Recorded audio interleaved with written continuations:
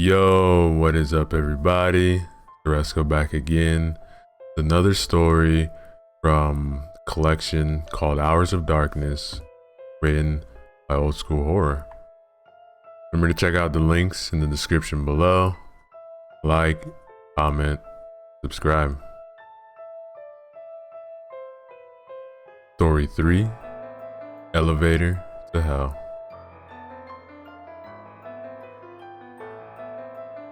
I've had a hard time sleeping last night.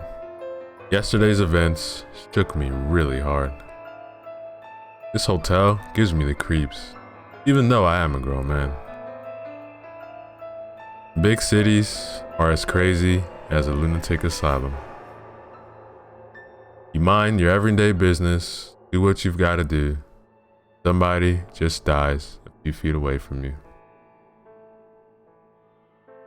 I wonder how many people you pass by every day who might die in the next hour.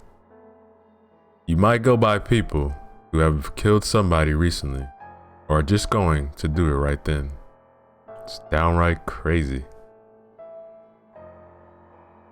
The hotel is in the middle of a big city and crazy people are all around it. I just went down to the bar yesterday afternoon to get a cup of coffee. I'm working as a senior engineer and I've got a lot of work. A cup of strong coffee is always welcome after work. As I was sitting there thinking about my project, a guy came down the stairs.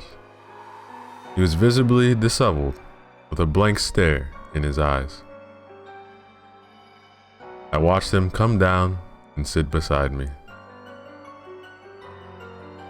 He was Caucasian, about my age, only thinner. Then he said, "Whiskey, make it a double," and then paused for a moment without ice. "All right," said the bartender, and poured him a drink. He took the glass with a shaking hand. I noticed his face getting paler by the moment. The man held the drink for a little and stared at it, then gulped it all down. "Are you all right?" asked the bartender. "No." "What? Wait, what happened?" I added. "Can we help you?" "No, they are already here." His eyes betrayed fear, but he was also relieved. Of course he was. He had just seconds to live.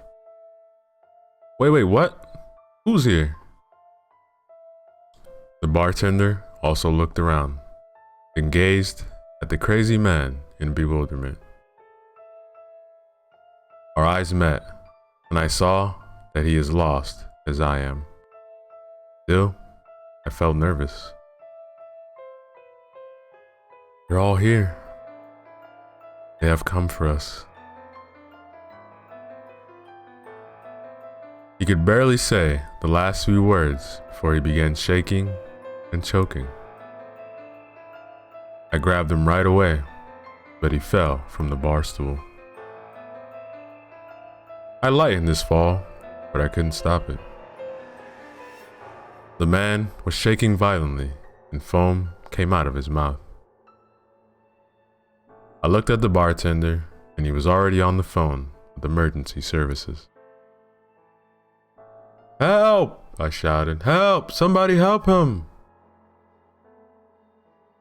People were staring at us, but did nothing.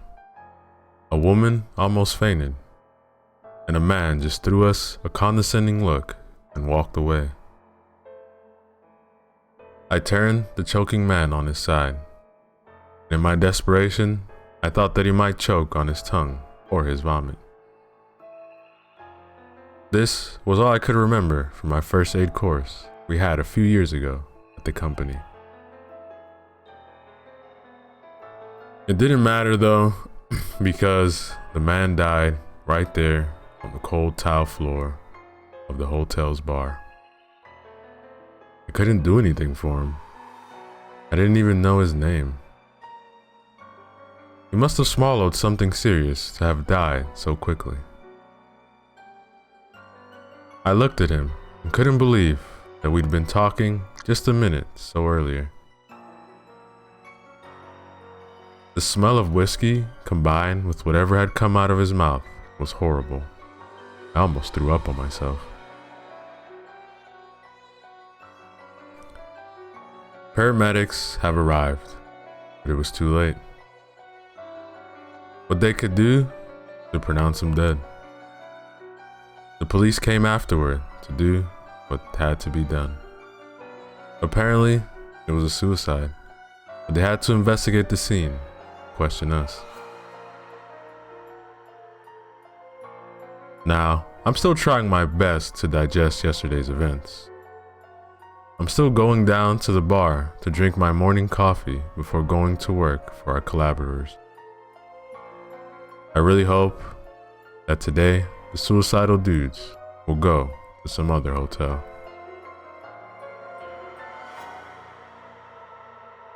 I'm booked in a room on the 6th floor. Bad luck. I have to use the elevator. In the morning, I feel too lazy to take the stairs. I've been here a few times before, so I know that the elevators are safe. A little old maybe, but robust and stylish. The elevator doors open with a strange screech. God, I have to tell Dave, the bartender, about this. Or maybe Stacy, the receptionist. They have to alert the repairman about this issue. Sound was awful. Strangely though, the elevator is empty. Aren't people going to their jobs today?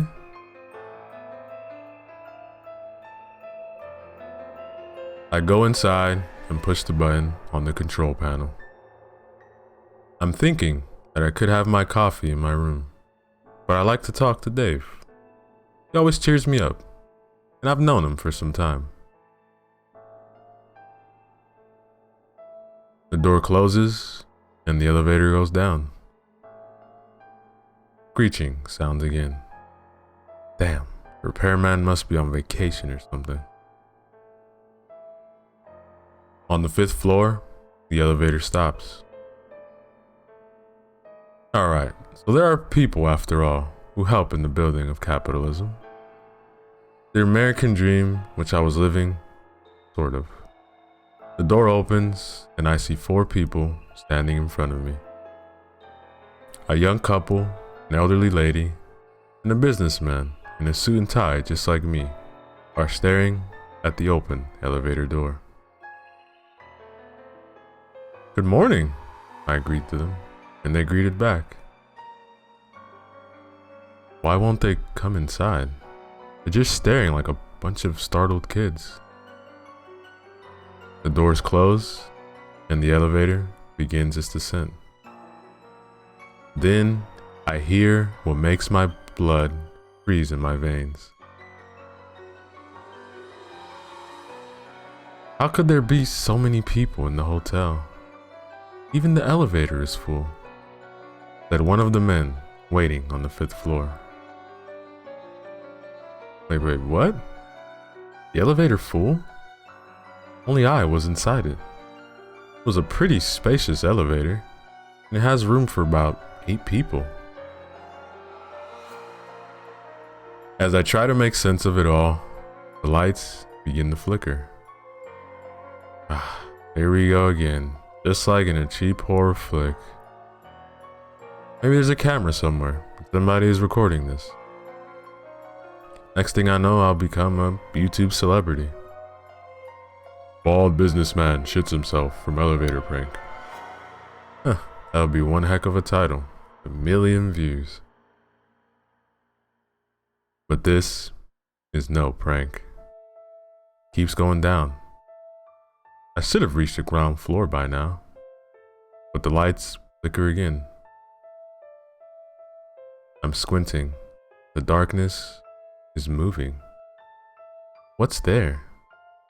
The lights flicker again. I see people in the dark. Can't be. I'm alone in here. Or am I? I'm thinking about the people on the 5th floor. They must have seen something. My mind begins to race. Who's in here with me? The lights again. Faces in the dark. I back up and hit the mirror. It's cold. So am I. The lights didn't go out for a few seconds. I see them now. People standing and looking at me. A faint light is seeping in from somewhere. That is why I see them. But the elevator keeps going down. No more faint light. Only darkness. Just when I'm ready to piss my pants, the lights are back. The apparitions are gone. I jump to the panel and push frantically on the buttons. It doesn't matter where I end up. I just want to get out of here. Slowing down? Oh God, that's good news. I'm an atheist, by the way, but seconds ago, it looked like only God could help me. The elevator stops and the doors open. Damn, somehow I ended up in an underground parking lot. I didn't even know that it went all the way down there. I rush out and immediately see that something's not right. It's downright screwed up. I'm turning in all directions just to inspect the place. It is not the hotel's parking lot. I've been there many times before, and this is not it. I start walking. I see cars and a lot of garbage. Cars are old, damaged, and dusty. It looks like the apocalypse had come when I was greeting ghosts in the elevator. I see a bent bicycle with blown tires near a wall. The lights are faint here as well, yellowish. I go to one of the cars, a Mercedes, but at least 40 years old. There's somebody in the front seat. Oh, thank God. I got closer to see who's there. And yeah, you guessed it. The man sitting at the wheel is dead. Dead for a long time. Mummified. My heart is going like crazy now. I have to find a way out of here. What the hell is even happening to me? I keep going. I don't know where, but I hurry. The scene is not changing. In some cars, there are more bodies. And one of them is a skeleton in rags. I then feel a gust of faint wind and see something moving in front of me. I almost fall to my ass, but it was just a ball. A light in the distance looks like another elevator. Speed up. I want to get out. The feeling that it is not over yet is bugging me. I wasn't okay since I woke up. I felt in my guts that something's gonna happen. I finally reached the source of the light. It's an elevator. Down beside the door is another body. It's sitting down, leaning against the wall, with hands hanging on the concrete. It looks like somebody who might have slashed his wrists a long time ago.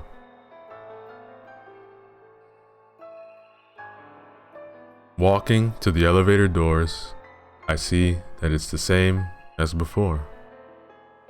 The light above it shines brighter than the other lights here. So I press the button and the door is open. Yeah, it's the same as the one I came here with. Came? No. I came, but brought here. There's no chance in hell I would have come here on my own. Damn this place. Alright, one more try. Let's see if there are any other elevators. So, I continue walking. The apocalyptic scenery goes on. No change. I start thinking about my family. I want to see them again. This is no place to die. Then there's another one. So I rush towards the light, and I already know that it will be the same elevator. I open the doors and see that I'm right. Looks like this goes on for an eternity. I'm reluctant to enter again, but it seems I've got no other choice. My phone, I almost forgot about it. I take it out of my pocket and look at the screen. You almost guessed it again, but there was a slight signal. Sincerely, I expected no signal at all. I quickly dial 911 and press the call button. My heart is almost jumping out of my chest as somebody picks up and begins talking. I'm unable to understand though, as it is static. Hello? I say, hello. But I'm not sure if the other person heard it well. Can I help? But the static was interfering again. Hi, my name is Frank Cooper. I'm trapped in a plate. I can't. I'm in a parking lot under the Mayflower Hotel. I'm trapped. Please help. Hotel. No such place, sir. Then I hear a laugh. Guttural and evil. And it chills my bones and makes my skin crawl. The line went dead. I look at the phone. No signal anymore. I try again. No luck, even after several tries. In mindless desperation, I try calling my wife. It doesn't work. I write a quick message stating what is happening to me and saying I love her and the kids. Then my mind started to wonder, what did it mean there's no such place? I know this hotel. I know Dave and Stacy. Am I going crazy? Maybe I went crazy a long time ago and now I'm living in a screwed up world in my head. Honestly, I don't know which is worse. This being some twisted reality or fabrication, my own twisted mind. Having no other choice, I enter the elevator. The knowing that it won't end well is resting heavy on my soul. I cry and brace for the inevitable, still keeping alive a faint hope that it's just a nightmare. I push the button for the ground floor and the doors close. The elevator descends with the same screeching noise as before. Shouldn't it be going up? No, it's going down. Oh crap, I'm doomed. The lights flicker again. Oh no, not again. The faces are all around. From the shadows, they watch me. No, they are closing in. The light looks like it will go out soon. It does, but just for a few seconds, and I hear whispers in the dark. They are talking about me. I hear the laughter again, but this time from somewhere down below. The light inside the elevator shines for one last time. After it goes out, I feel them. They're close, cold hands touching me like cold gusts of wind. Feels hot in here. I don't care about anything. I just want this to end. The elevator speeds up. I feel my guts inside my throat. The figures grab onto me and keep whispering. It's a cacophony, which keeps amplifying. My head hurts, I'm trembling from fear, and the laughter just echoes again. I can hear it from all around me. I close my eyes and then understand. They have come for me, just as they will come for everybody else. They have come for me, and they are gonna take me down to hell. And that, ladies and gentlemen, is the end of our third story.